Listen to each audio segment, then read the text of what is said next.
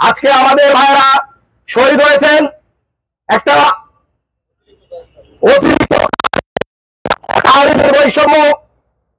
বৈষম্যহীনতার শিকার, যেটাকে হত্যা বলা যায়।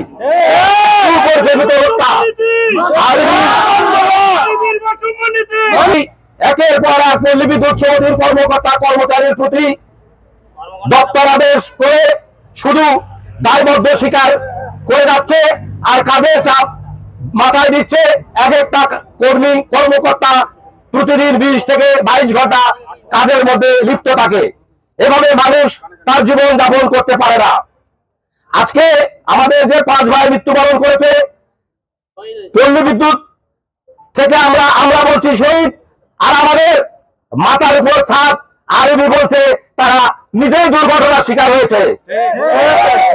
পৃথিবীর কোন সিস্টেমে নাই, সিস্টেমের সেবা করতে গিয়ে, জনগণের কাজ করতে গিয়ে এরকম বৈষম্য করে। আমাদের যদি 2-4টা উদাহরণ দেই, যদি বাংলাদেশ ফায়ার সার্ভিসের কোন কর্মী জনগণের সেবা দিতে গিয়ে মারা যায়, ওই ফায়ার সার্ভিসের ঊর্ধ্বতন থেকে সরকার পর্যন্ত তাকে শহীদের মর্যাদা দেয়। যদি বাংলাদেশ পুলিশের কোন জায়গায় সেবা করতে গিয়ে পুলিশ সদস্য মারা যায়, তাকে শহীদের মর্যাদা দেয়। যদি সেনাবাহিনী কোথাও কোন যুদ্ধে মারা যায়, তাকে শহীদের মর্যাদা দেয়। আমরা বাংলাদেশ পল্লী বিদ্যুৎ লাইন ক্রু থেকে কর্মকর্তা যারা আমরা পল্লী বিদ্যুতে চাকরি করি, আমরাও এই বাংলাদেশ জনগণের সেবা দিয়ে যাচ্ছি। আমরা বাংলাদেশের সেবক। বাংলাদেশের আমাদের প্রায় 3 কোটি গ্রাহক আছে, যেটা বিদ্যুৎ আমরা সঞ্চালন লাইনে, বিতরণ লাইনে আমরাই এটার ব্যবস্থা করে থাকি। বাংলাদেশের মনে হয় 10% লোক ফায়ার সার্ভিসের সেবা পায় না, পুলিশ সেবা নিতে তারা যায় না, তাদের প্রয়োজন হয় না।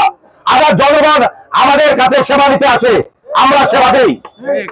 এখানে আমাদের জনবল এত সংকট, দেখেন একটা থানাতে আছে 32টা এসআই, মোটরসাইকেল 10 জন লাইনম্যান, গ্রাহক হলো 80,000, অভিযোগ আছে 200-এর উপর। আমরা মোকাবেলা করতে পারি না। এই মোকাবেলা করতে গিয়ে আমরা দুর্ঘটনায় পতিত হচ্ছি। দুর্ঘটনা ঘটে যাচ্ছে, মারা যাচ্ছে বিলীনের পথে। আমরা আসলে যারা এই পল্লী বিদ্যুৎ চাকরি করি, অত্যন্ত সাধারণভাবে পরিবারের লোক, আমরা এখানে কোনো বৈষম্য চাই না। আমরা চাই পরিবেশ, সুন্দর পরিবেশে কাজ করার জন্য নির্দিষ্ট কর্মঘণ্টা। শনিবার 8 তারিখে আমাদের পল্লী বিদ্যুতের দুর্ঘটনার জনিত ঝড়ের কারণে যে লাইনম্যানেরা মারা গেছে, সেই ভাইরা সেই সব কাজ নিয়ে আরবি একটা 80টা পল্লী বিদ্যুৎ জিএম স্যারদের নিয়ে আলোচনায় বসবে।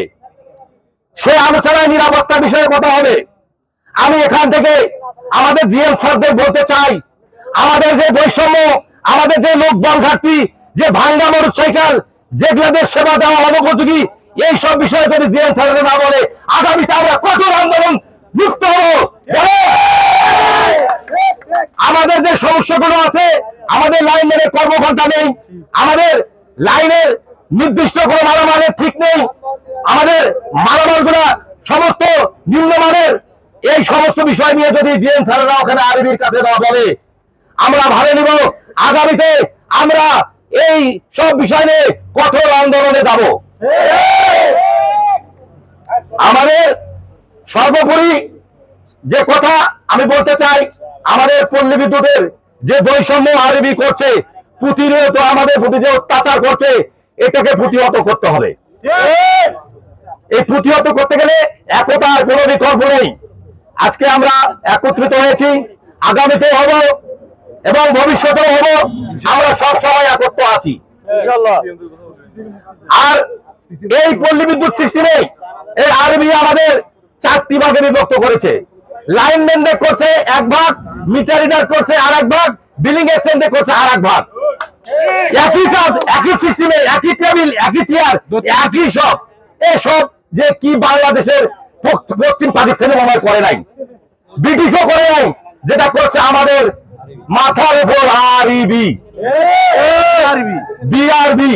আসলে আমরা এই 47 বছর ধরে একই নির্যাতনের শিকারে আমরা চলছি এই পথে।